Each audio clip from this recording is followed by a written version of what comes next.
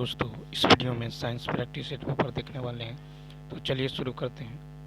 कहता कि किन परिस्थितियों में वास्तविक गैसें आदर्श गैस समीकरण का लगभग पालन करती हैं। तो ए ऑप्शन उच्च ताप और कम दाब पे। उच्च ताप और कम दाब परिस्थितियों में वास्तविक गैसें आदर्श गैस समीकरण का लगभग पालन करती हैं। आदर्श गैस समीकरण के अनुसार एक गैस के दाब, तापमान और आयतन एक दूसरे से संबंधित होता है। तो आदर्श गैस पी भी बराबर होता है nRT, ठीक है, जहाँ पी है दाब, वी है आयतन, आर है गैस स्थिरांक, टी है तापमान, एन है मोलों की संख्या। आदर्श गैस समीकरण तभी अच्छी तरह से कार्य करता है जब गैस अणुओं के बीच आणविक आकर्षण नगण्य होता है और गैस अणु संपूर्ण आयतन के एक महत्वपूर्ण भाग को ग्रहण नहीं करते। नेक्स्ट है कि कौन सा जो है क्रम ऑक्सीजन की ऑक्सीकरण संख्या घटने के अनुसार है। तो यहाँ पे यदि आप देखें ऑक्सीजन, तो F2O का निकालेंगे तो होगा 2, ठीक है, 2 इंटू एक्स, ठीक है, 2 इंटू -1, ठीक है, प्लस में x बराबर 0, ठीक है, 2 इंटू -1 प्लस x बराबर 0, यानी x बराबर कितना होगा +2। उसका O3 का कितना होगा, तो O3 का हो जाएगा आपको यहाँ पे x बराबर कितना हो जाएगा, तो 2 हो जाएगा, ठीक है, x बराबर +2, x बराबर +2। उसके बाद H2O2, इसका हो जाएगा 2 इंटू +1, ठीक है, हाइड्रोजन का +1 +2 इंटू एक्स बराबर 0। तो यहाँ से x का मान निकल जाएगा -1, ठीक है, और NaOCl ये हो जाएगा सोडियम का 1 प्लस ऑक्सीजन x, क्लोरीन का 1 बराबर 0, x बराबर -2, ठीक है। तो यहाँ पे ए ऑप्शन। नेक्स्ट कहता हाइड्रोजन की तुलना में ड्यूटेरियम की अभिक्रियाएं मंद होती हैं क्योंकि ड्यूटेरियम और हाइड्रोजन के द्रव्यमानों का अनुपात जो है 12:2:1 है। यह प्रभाव कहलाता है बी ऑप्शन समस्थानिक प्रभाव। हाइड्रोजन की तुलना में ड्यूटेरियम की अभिक्रियाएं मंद होती हैं क्योंकि ड्यूटेरियम और हाइड्रोजन के द्रव्यमानों की अनुपात 12 यानी 2:1 है। यह प्रभाव समस्थानिक प्रभाव कहलाता है। किसी तत्व के समस्थानिकों के परमाणु द्रव्यमानों का अनुपात बड़ा होने के कारण समस्थानिकों की अभिक्रियाओं की दरों में अंतर होना जो है समस्थानिक प्रभाव कहलाता है। हाइड्रोजन के 3 समस्थानिक है, प्रोटियम 1H1, ड्यूटेरियम 1S2 और ट्रिटियम यानी 1S3।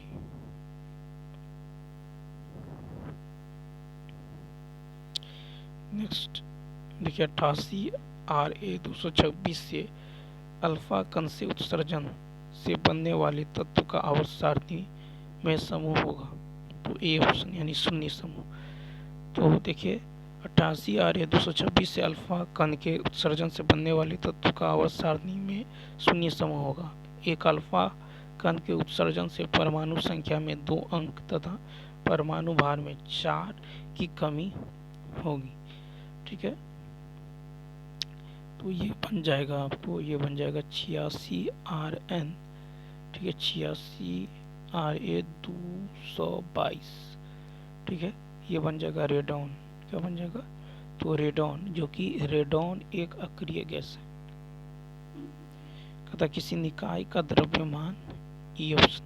तो देखिए किसी निकाय का द्रव्यमान केंद्र भीतर भी हो सकता है, ठीक है, बाहर भी हो सकता है।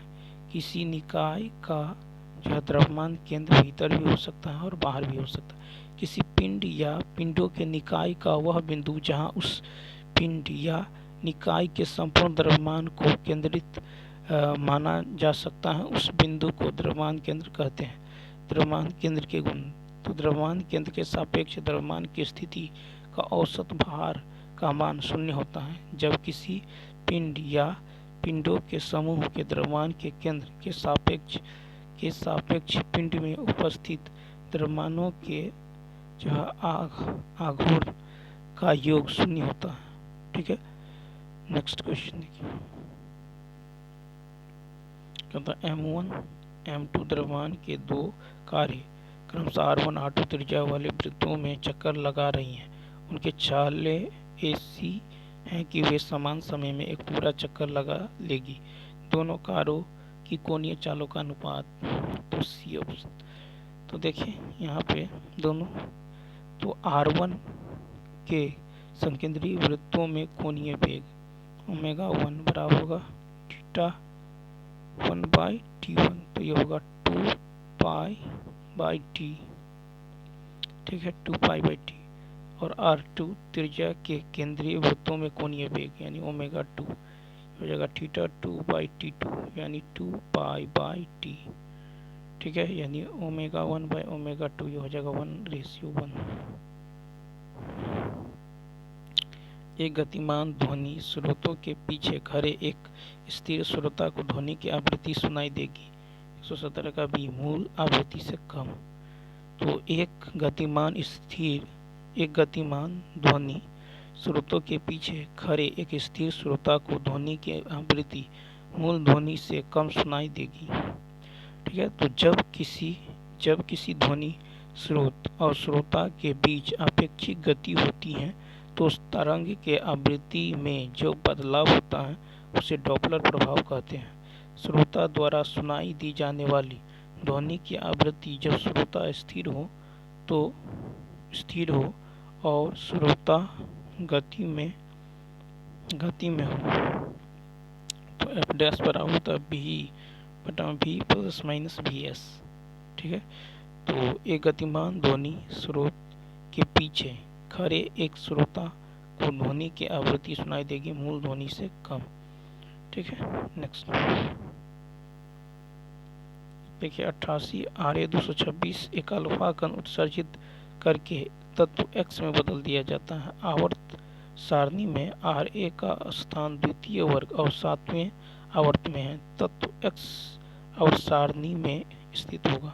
18 का A शून्य वर्ग और 6वां आवर्त, तो ये 88 Ra226 ये बना जाएगा अल्फा कण, तो ये 86 Rn222, ठीक है। तो Ra जो है ये वर्ग द्वितीय का है और 7वें आवर्त का है, लेकिन Rn जो है वर्ग शून्य और आवर्त छठे का, ठीक है। तो शून्य वर्ग छठे आवर्त। आधुनिक आवर्त सारणी में 18 वर्ग तथा 7 आवर्त है, ठीक है। छठा आवर्त सबसे बड़ा आवर्त है जिसमें कुल 32 तत्व हैं। रेडियम सबसे प्रभावशाली रेडियो सक्रिय तत्व है जिसका निष्कर्षण मैडम क्यूरी ने जो पिच ब्लेंड से किया था। कहता है कि IUPAC पद्धति में यौगिक 119 का होगा। तो देखिए इसका नाम यदि देखें तो इसको आप 1 2 3 4, ठीक है, 1 2 3 4 1 2 3 4 5 5 6, तो ये हो जाएगा 2 3 3 4 टेट्रा मेथिल हेक्सेन, ठीक है। तो 1 ठीक है 2 3 3 4 टेट्रा मेथिल हेक्सेन यानी ऑप्शन नंबर बी, ठीक है। उसके बाद क्वेश्चन नंबर नेक्स्ट,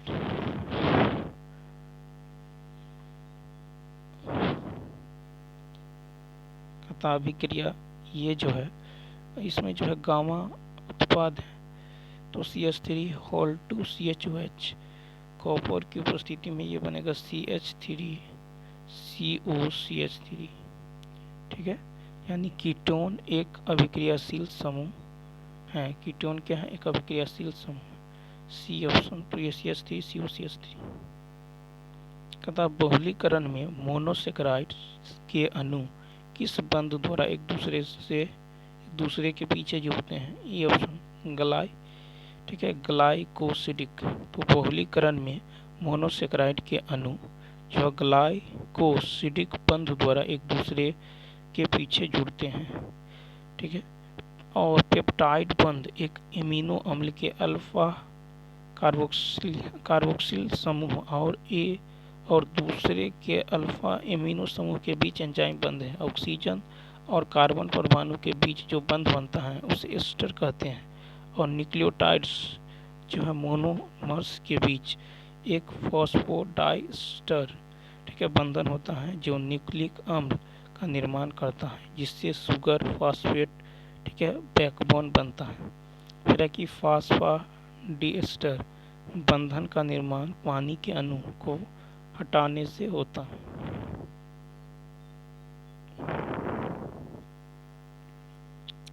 तो यहाँ पे देखिए नेक्स्ट क्वेश्चन है कि उच्च न्यूक्लियोटाइड अणुओं में सी ऑप्शन।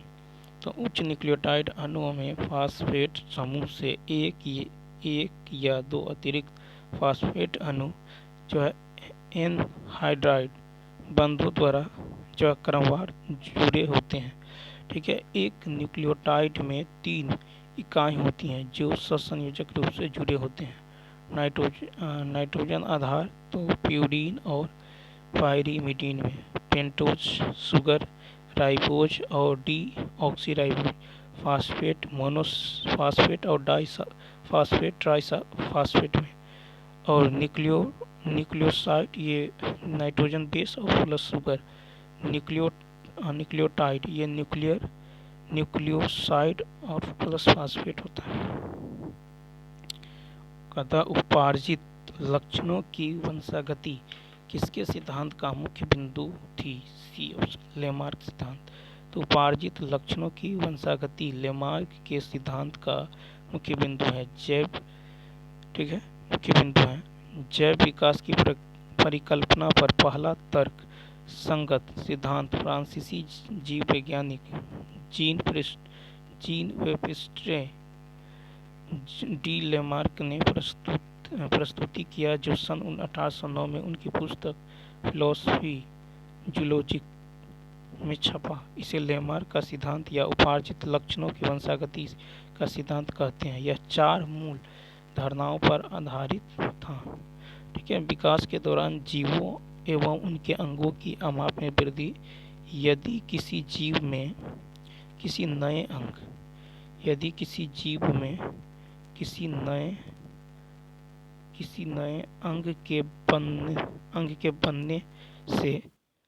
के बनने से उसकी उत्तरजीविता बढ़ सकती है तो जीव में उस अंग की उत्पत्ति होती है। अंगों का प्रयोग ठीक है, अनुप्रयोग के कारण उत्पन्न परिवर्तन वंशागत होते हैं। नेक्स्ट है अस्थायी पदार्थों का रेडियो एक्टिविटी प्रदर्शित करने का कारण। ये ऑप्शन। तो देखिए अस्थायी पदार्थों का रेडियो एक्टिविटी प्रदर्शित करने का कारण निम्न है। P/N अनुपात। तो अस्थायी नाभिकों के लिए N/P अनुपात उच्च होता है। ठीक है, भारी यानी अस्थायी परमाणुओं के नाभिक से स्वतः विकिरणों के उत्सर्जन की घटना को जो है रेडियो सक्रिय कहा जाता है। और अस्थायी नाभिक के लिए N/P 1 होता है। 1896 में हेनरी बेकुरल ने यूरेनियम लवण में रेडियो सक्रियता की खोज की। रेडियो सक्रियता पर पदार्थ के भौतिक एवं रासायनिक गुणों का कोई प्रभाव नहीं पड़ता। यूरेनियम 235 के विखंडन से उत्सर्जित ऊर्जा का मान 200 MeV या 0.8 MeV प्रति न्यूक्लियन है।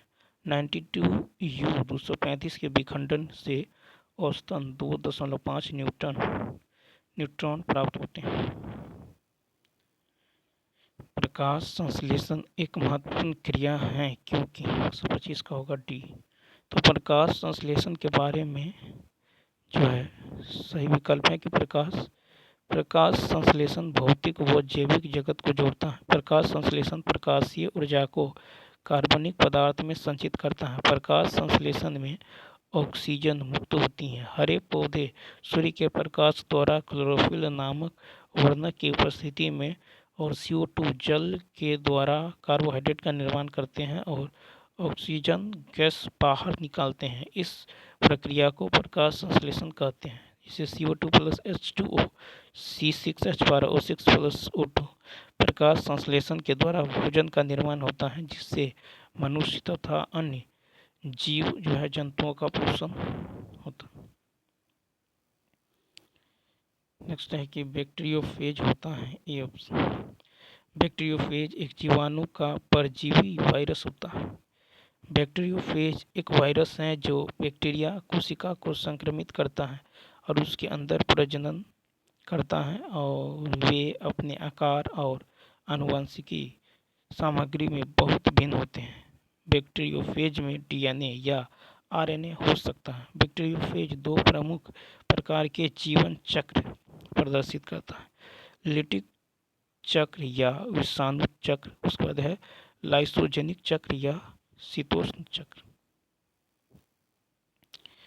कहता है कि ऑक्जेंटिक कोशिकाएं कहाँ पाई जाती हैं और किसका स्रावन करती हैं? तो बी ऑप्शन, यानी जठर ग्रंथियों में HCl के स्रावन से। तो ऑक्जेंटिक कोशिकाएं जठर ग्रंथियों में HCl के स्रावन से करती हैं।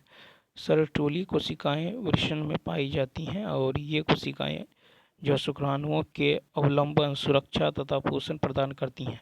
कुफेर कोशिकाएं यकृत के तारकीय आकार के विशेष मैक्रोफेज हैं। कुफेर कोशिकाएं तीव्रता से भक्षकाणु होते हैं। ये यकृत, साइनस, रक्त में जीवाणु, रक्त कोशिकाओं के टूटे फूटे भागों और बाहरी कणों का भक्षण करते हैं। लैंगरहैंस की दीपिका अग्नाशय में मौजूद होता है। लैंगरहैंस की द्वीपिका के प्रकार और स्रावित हार्मोन है, जिसे बीटा कोशिका से इंसुलिन, अल्फा कोशिका से ग्लूकागोन और डेल्टा कोशिका से सोमेटोस्टेटिन। यदि केरल के समुद्र तट से किसी व्यक्ति को एवरेस्ट पर्वत पर ले जाए तो उसकी सी ऑप्शन दोनों बढ़ेगी। यदि केरल के समुद्र तट से किसी व्यक्ति को एवरेस्ट पर्वत पर ले जाए तो उसकी श्वास दर और हृदय स्पंदन दर दोनों बढ़ेगी। श्वसन को फेफड़ों में रिसेप्टर्स द्वारा नियंत्रित किया जाता है, जो मस्तिष्क तक संवेदी इनपुट पहुंचाते हैं। गैर चिकित्सीय कारण जो सांस लेने की दर बढ़ा सकते हैं उनमें शामिल हैं खराब वायु गुणवत्ता, अधिक ऊंचाई और कैफीन युक्त पेय पदार्थ जैसे कॉफ़ी या चाय या सोडा। DNA फिंगरप्रिंट से क्या अभिप्राय है? ए ऑप्शन, DNA के नमूनों के प्रोफाइलों के आणविक विश्लेषण। DNA फिंगरप्रिंट का अभिप्राय है कि DNA के नमूनों के फाइलों के आणविक विश्लेषण करना। डॉक्टर एलेक जेफरी ने 1984 में DNA फिंगरप्रिंट तकनीक का विकास किया है। इस तकनीक का विकास इस आशा से किया था कि यह वंशागत रोगों के लिए चिन्हक प्रदान करेगा। DNA के नमूनों के प्रोफाइलों के विश्लेषण को DNA प्रोफाइलिंग या फिंगरप्रिंटिंग कहते हैं। निम्नलिखित में से किसकी एक जोड़े में एक हार्मोन तथा उसके अभाव के कारण होने वाला रोग? ए ऑप्शन, तो ल्यूटिनाइजिंग हार्मोन, अंडोत्सर्ग का न हो पाना। ठीक है, तो ल्यूटिनाइजिंग हार्मोन पीयूष ग्रंथि के अग्रभाग से स्रावित होता है। यह अंडोत्सर्ग को प्रेरित करता है, सही सुमेलित है, और पैराथायरॉयड हार्मोन की कमी से टिटेनी तथा इंसुलिन की कमी से मधुमेह रोग हो जाता है। थायरोक्सिन की कमी से ग्वाइटर रोग होता है। नेक्स्ट क्वेश्चन देखिए, कहता है कि अनानास का फल है सी ऑप्शन सोरोसिस। तो अनानास सोरोसिस फल है। सोरोसिस संबंधित फलों का एक प्रकार है। सोरोसिस एक मांसल फल है जो पुष्पों के समूह से उगता है। सोरोसिस प्रकार के फल कैटकीन, स्पाइक और स्पेडिक्स प्रकार के पुष्पक्रम में विकसित होते हैं। सोरोसिस फल के उदाहरण है कटहल, अनानास, शहतूत आदि। साइकोसिस फल साइकोसिस फल जो है हाइपेंथोडियम पुष्प क्रम से विकसित होती है। कहता है कौन से तत्व सूक्ष्म पोषक कहलाते हैं? 132 का ई। तो देखिए यहाँ पे मैग्नीज, Mn, MO, Zn तथा Cu तत्व जो है सूक्ष्म पोषक जो है कहलाते हैं। पौधे अपनी आवश्यकता के लिए पोषक तत्व मृदा, वायुमंडल, उर्वरक एवं खाद से प्राप्त करते हैं। पौधों के संपूर्ण विकास हेतु 17 तत्वों की आवश्यकता होती है। पौधों के लिए प्राथमिक पोषक तत्व NPK हैं, प्राथमिक, ठीक है, नाइट्रोजन, फास्फोरस और पोटेशियम। द्वितीयक पोषक तत्व है कैल्शियम, मैग्नीशियम, सल्फर। और सूक्ष्म पोषक तत्व Fe, Cu, Zn, Mn, Br, MO, ठीक है, Cl, Ni। वायरसों के लिए कौन सी गलत है? A option. तो ये गर्म वातावरण में शक्कर के पतले घोल में वृद्धि कर सकते हैं। वायरस प्रोटीन और न्यूक्लिक अम्लों के बने होते हैं। वायरस केवल सजीव कोशिकाओं में गुणन कर सकते हैं। इनमें विभिन्न जो है कोशिकांग नहीं होते। वायरस को क्रिस्टल के रूप में संचरित किया जा सकता है। वायरस में केवल एक ही प्रकार का न्यूक्लिक अम्ल या तो DNA या RNA होता है, लेकिन दोनों कभी नहीं, ठीक है। वायरस में या तो DNA या तो RNA।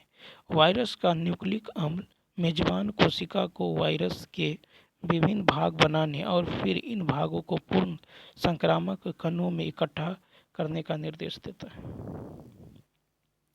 अमीबा की खाद्य रिक्तिकाओं में होने वाली जो है पाचन क्रिया स्तनियों की आहार नाल में होने वाली पाचन क्रिया से किस प्रकार समान है? A option.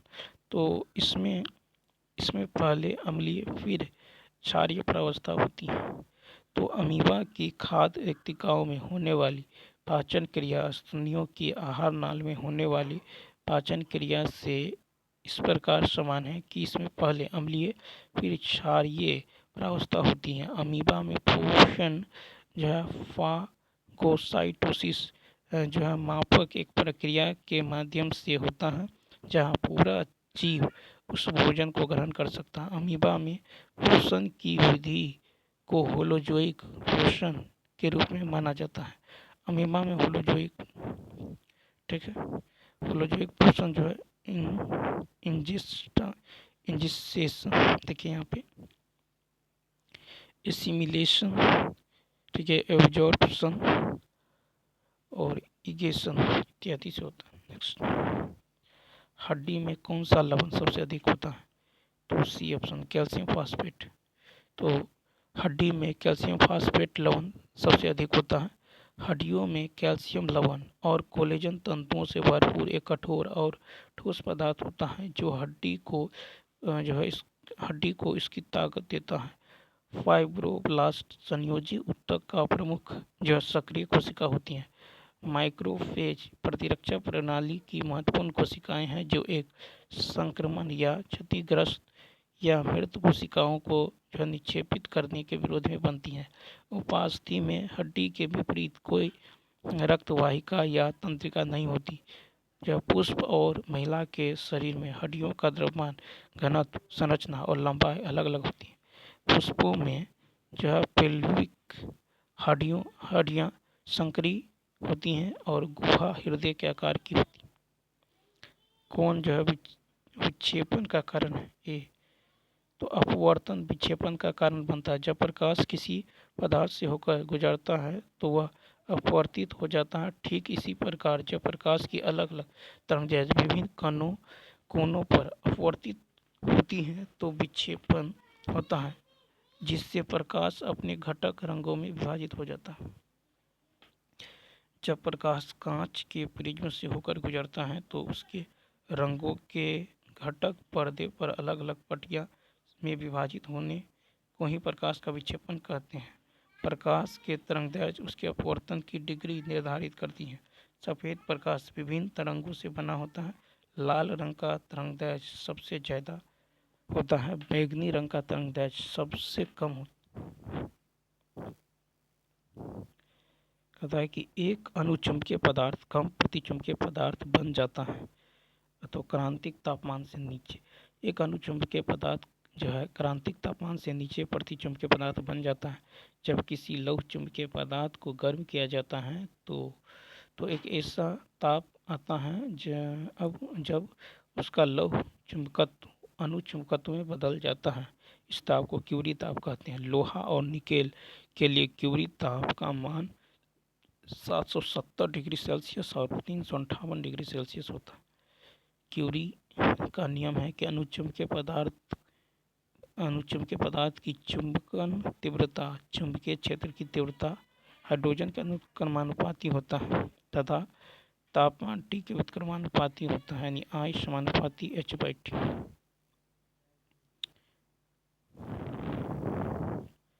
कहता है कि जब छड़ के एक सिरे को गर्म किया जाता है तो गर्म सिरे पर मौजूद अणु उच्च आयाम के साथ कंपन करते हैं और ऊष्मा को एक कण से निकटवर्ती कण तक संचारित करते हैं। प्रक्रिया क्या है? चालन। ठीक है, फिर है कि कण अपने स्थान छोड़ बिना दूसरे कण को ऊष्मा स्थानांतरित कर देते हैं, यह चालन कहलाता है। चालन के लिए माध्यम आवश्यक है। ऊष्मा संचालन की वह विधि जिसमें द्रव कणों की गति द्वारा स्थानांतरित होती हैं संवहन कहलाती है। ऊष्मा संचालन की वह विधि जिसमें ऊष्मा संचरण माध्यम के माप को परिवर्तित किए बगैर होता है विकिरण कहलाता है। किसी ऊर्ध्वाधर ऊंचाई को कवर करने वाली किसी पिंड की कुल ऊर्जा परिवर्तन पूरी तरह से जो है संभावित ऊर्जा परिवर्तन से ही होता है जब यह धीरे धीरे चलता है। ठीक है, तो किसी ऊर्ध्वाधर ऊंचाई को कवर करने वाले किसी पिंड की कुल ऊर्जा परिवर्तन पूरी तरह से संभावित ऊर्जा परिवर्तन से ही होता है जब यह धीरे धीरे चलता है। ऊर्जा में कुल परिवर्तन स्थितिज और गतिज ऊर्जा में परिवर्तन से उत्पन्न होता है। जब पिंड धीरे धीरे चल रहा है तो इसका तात्पर्य है कि पिंड इतने कम वेग से चल रहा है कि गतिज ऊर्जा की अभिव्यक्ति में वेग का वर्ग नगण्य होता है। वस्तु के ऊपर गति करने की प्रक्रिया में गतिज ऊर्जा का मान ऊपर गति करने की प्रक्रिया में घटता है तथा स्थितिज ऊर्जा बढ़ता जाता है।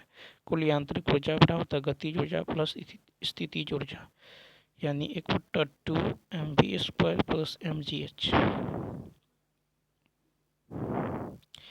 रमन प्रभाव का प्रकाश की उन किरणों से संबंध है जो आर पार जाती हैं सभी पारदर्शी माध्यम। रमन प्रभाव का प्रकाश की उन किरणों से संबंध है जो आर पार सभी पारदर्शी माध्यमों में जाती है।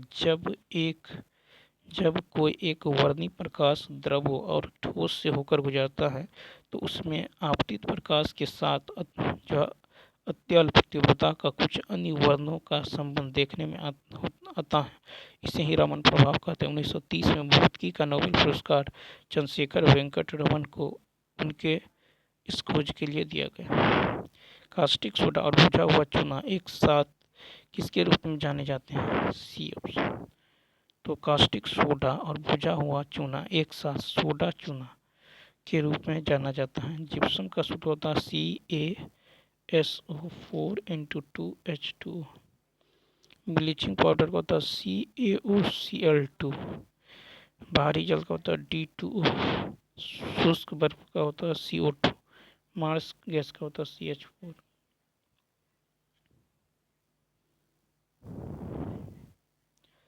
देखिए, कहता गर्म करने पर सोडियम बाइकार्बोनेट क्या नहीं देता? D option. तो देखिए, गर्म करने पर सोडियम बाइकार्बोनेट नाइट्रोजन एवं हाइड्रोजन नहीं देता। तो NaHCO3 गर्म करेंगे तो ये देगा Na2CO3 plus H2O plus CO2। ठीक है, सोडियम बाइकार्बोनेट का उपयोग जो है केक बनाने में, आटा गूंथते हुए किण्वित करने के लिए और बालों को धोने के लिए। कौन सा कमजोर चुंबक है? बी प्रतिचुंबकीय पदार्थ। तो प्रतिचुंबक को कमजोर चुंबक कहा जाता है क्योंकि इसमें कोई अस्थायी द्विध्रुव आघूर्ण नहीं होता। उनका शुद्ध चुंबकीय मोमेंट शून्य होता है। प्रति चुंबकीय पदार्थ ठोस, द्रव, गैस अवस्था में पाए जाते हैं। प्रति चुंबकीय पदार्थ का चुंबकीय क्षेत्र में विकर्षण होता है। प्रति चुंबकीय पदार्थ की सापेक्ष चुंबकीयशीलता म्यू लेस देन 1 होता है। और कॉपर प्रति चुंबकीय पदार्थ है। ऑक्सीजन अनुचुंबकीय पदार्थ है। किस प्रक्रिया द्वारा एलपीजी में केवल संतृप्त हाइड्रोकार्बन प्राप्त होते हैं? ए, तो सीधे आसवन प्रक्रिया द्वारा एलपीजी में केवल संतृप्त हाइड्रोकार्बन प्राप्त होते हैं। एलपीजी जो है प्राकृतिक गैस और तेल जो है निष्कर्षण और कच्चे तेल शोधन का एक उत्पाद है। थर्मल पैकिंग उच्च तापमान और उच्च दबाव पर जो है बड़े यौगिक के छोटे यौगिकों में तोड़ने की प्रक्रिया है। थर्मल जो है क्रैकिंग का अंतिम उत्पाद हाइड्रोकार्बन अणु होते हैं। किसको छोड़कर अन्य धातुएं अपने खनिजों या अयस्कों के रूप में जो प्रकृति में मौजूद है? ये ऑप्शन सोना। तो सोना को छोड़कर अन्य धातुएं अपने खनिजों या अयस्कों के रूप में प्रकृति में मौजूद है। ठीक है, केवल दो धातुएं सोना और मुख्य रूप से अपनी मूल अवस्था में पाई जाती हैं। सोना और प्लेटिनम मूल धातुएं प्राथमिक रूप से मुक्त रूप में पाई जाती हैं। चांदी जो है डेंड्राइटिक जो है कोटिंग के रूप में पाई जाती हैं और अन्य धातुओं की तुलना में तुलनात्मक रूप से कम प्रतिक्रियाशील होती हैं। धातु पदार्थ का एक वर्ग है जिसमें उच्च जो है विद्युत या तापीय चालकता होती है। धातुएं आमतौर पर प्रकृति में लचीली होने के साथ साथ प्रतिक्रियाशील भी होती हैं। कहा कि कोशिकीय श्वसन से क्या तात्पर्य है? C option. ऊर्जा उत्सर्जन के लिए खाद्य पदार्थों का विखंडन। कोशिकीय श्वसन का तात्पर्य ऊर्जा उत्सर्जन के लिए खाद्य पदार्थों का विखंडन होता है। सेलुलर श्वसन ऊर्जा जारी करने के लिए कोशिका के भीतर खाद्य पदार्थों के टूटने और एटीपी के संश्लेषण के लिए इस ऊर्जा को उत्पन्न करने का तंत्र है। उन सभी प्रक्रियाओं का सम्मिलित रूप जिनके द्वारा सजीवों में जो ऊर्जा का उत्पादन होता है श्वसन कहलाता है। श्वसन दो प्रकार के होते हैं, जो है वायवीय श्वसन और अवायवीय श्वसन। वायवीय श्वसन ऑक्सीजन की उपस्थिति में होने वाले श्वसन को वायवीय श्वसन कहते हैं। इस प्रक्रिया में ग्लूकोज पूर्ण रूप से CO2 एवं H2O में विखंडित जो है हो जाता है। ठीक है, फिर है कि जैसे ग्लूकोज ग्लाइकोसिस कोशिका द्रव में ये बनाता है पाइरूवेट, फिर किब्स चक्र के द्वारा ये CO2 H2O ऊर्जा मुक्त होता है।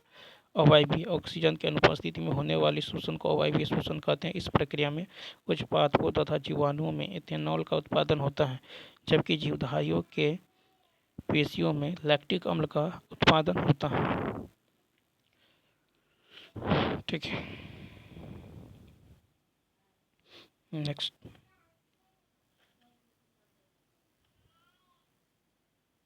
पौधों की झाड़ियों, जड़ी बूटियों और पेड़ों के रूप में वर्गीकृत करने का तरीका किसके अंतर्गत आता है? तो कृत्रिम वर्गीकरण। तो पौधों को झाड़ियों, जड़ी बूटियों और पेड़ों के रूप में वर्गीकृत करने की विधि कृत्रिम वर्गीकरण के अंतर्गत आती है। वर्गीकरण की इस पद्धति में पौधों की रूपात्मक विशेषताओं को वर्गीकरण का आधार माना जाता है। अरस्तु ने पौधों को सरल रूपात्मक लक्षणों के आधार पर जड़ी बूटी, झाड़ी और पेड़ों में वर्गीकृत किया है। बेथम और हुकर वर्गीकरण प्रणाली फूल वाले पौधों में वर्गीकरण की सबसे महत्वपूर्ण प्राकृतिक प्रणाली भी उन्होंने पौधों को क्रिप्टोगैम्स यानी गैर फूल वाले पौधे और फेंड्रोगैम्स यानी फूल वाले पौधों में वर्गीकृत किया है। ठीक है, पादप वर्गीकरण देखिए आनुवंशिकी घटकों का व्यक्तिगत विज्ञान के आधार पर किया जा सकता है। यह पौधों की प्रजातियों की विभिन्न रूपात्मक और शारीरिक संरचनाओं का जो विस्तृत वर्णन देता है। कृषि, चिकित्सा और वानिकी में वर्गीकरण का व्यापक रूप में प्रयोग किया जाता है। इससे किसी स्थान पर मौजूद जैव विविधता को समझने में मदद मिलती है। कहता कौन सा स्टेरॉयड हार्मोन है? B option. तो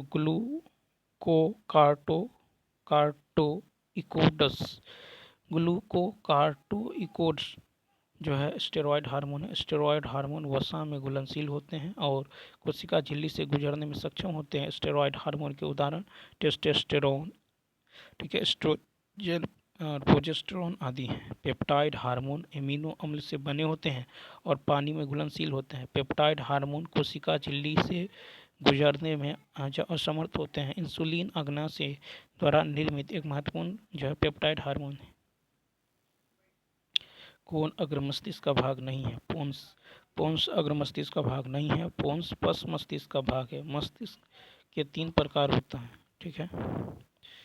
एक होता है अग्र मस्तिष्क, एक होता है मध्य मस्तिष्क, एक होता है पश्च मस्तिष्क, ठीक है। अग्र मस्तिष्क ये इसमें सेरिब्रम और डाइएन्सेफेलॉन होता है। मध्य मस्तिष्क में जो है एक कार्पोक्वाडिज्मिना, ठीक है, कार्पोक्वाडिज्मिना और दूसरा सेरिब्रम पेंटिकल होता है। पश्च मस्तिष्क भी 2 भागों में सेरिबेलम और पोन्स और डाइएन्सेफेलॉन ये थैलेमस और हाइपोथैलेमस में होता है।